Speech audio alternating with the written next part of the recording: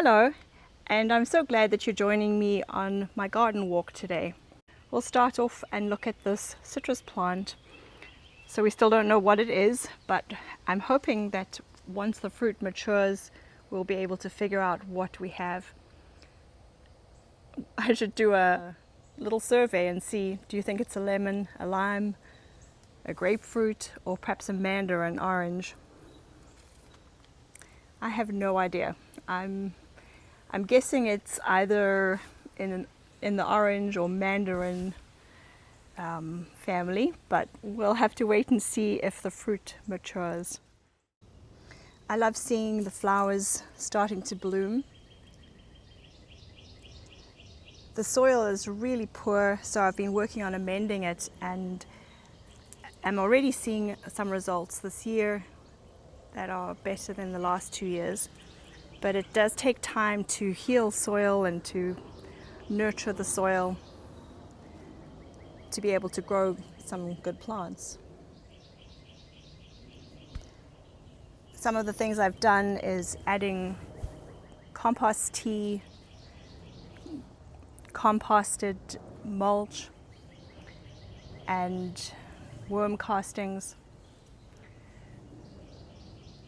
I thought that this would have started flowering already, but we're not quite there. These are gardenias, and the buds look like they are very close to opening. I grew this from a cutting from a little plant over near the garden gate, and it just took off. It grew huge. These are transplants and are doing quite well. They were growing very nicely in this little patch over here. A neighbor had given these to me, but I planted them too far in the back of the garden. I didn't realize that they are such low growing flowers. So I've transplanted a few to the front over here and down near the bird bath, and I'll transplant that little patch, which is actually growing really nicely, and it started making flowers. Almost every day there are new flowers, so it seems a bummer to have to move them, but I don't want them in the back of the garden because they won't be able to be as visible once the front plants grow up bigger. These irises have not produced any flowers, so I need to still work on amending that. And I'm looking at this Barberton daisy. It's looking much bigger. The plant is much healthier, but not made any flowers. These are Spanish lavender flowers, and the plant came with some flowers, and I see there's one new little bud over here. So it seems like it's handled the transplant quite well.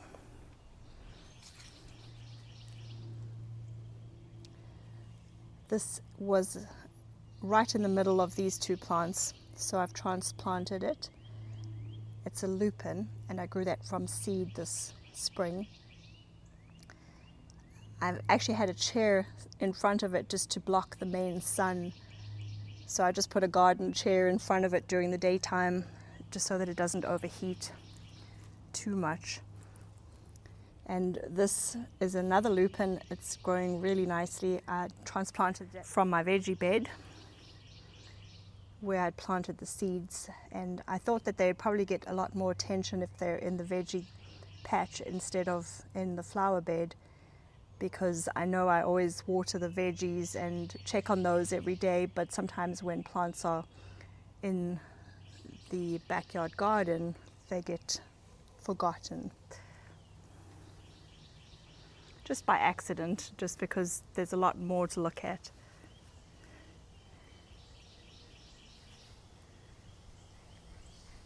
Most days I'm having to fill up the bird bath. It actually empties. I'm not sure if it's because of all the birds drinking or just from the heat and it's evaporating.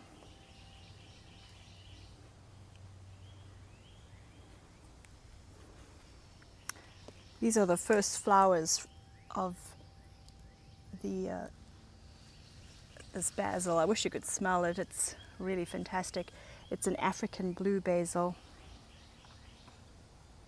And behind it is a clematis. And I do need to hang some string so that this plant can climb. There we go, here's some flowers. Those are quite pretty. I keep adding flowering plants into the garden, hoping I will get more pollinators, but we really are not seeing a whole lot. This plant was full of little aphids, and I see there still are a few on it, but for the most part, I think we've gotten them under control. And we do have a lot more ladybird beetles. I've seen eggs, and I've seen lots and lots of little ladybird beetles, and of course today I can't see any. There were quite a few larvae. Here we go. Here's one that's just changing from a larva into a beetle. And here's a nice bright colored one. They love eating these little bugs that are on this plant, these little aphids. This plant has filled out so much that I probably will have to divide it in 3 or 4 sections once it stops flowering, so later in the season when it's a bit cooler.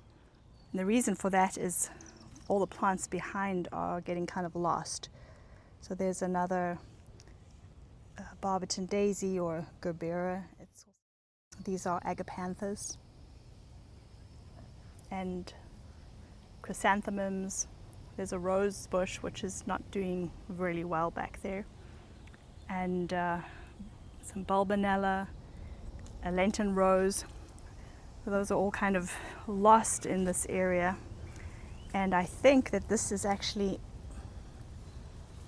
there's another plant down here as well, and I'm not sure what that plant is, but we'll have a look and see what that is.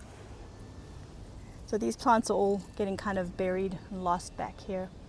So I think because this plant has grown so well, it's just taking over this area too much. It probably would do better if it was back a little further. So I'm going to just divide that and give it some more space in a different part of the garden. So I've really enjoyed getting to know the different caladiums. I have quite a few varieties. There's one that's called Frog in a Blender, and I'm hoping those will come back. And then Miss Muffet and Fantasy, I believe this is called Fantasy. So they are really fun little plants in a shady spot. So now that they've grown so fast, I'm going to move them as it's getting quite warm, and we'll put them into a few of the shady spots in the garden and let them just do their thing, look all splashy and pretty, fill in a little spot in a shady area. Thank you so much for going on the garden walk with me, and we'll check in again in a few days' time and see how the backyard garden is growing.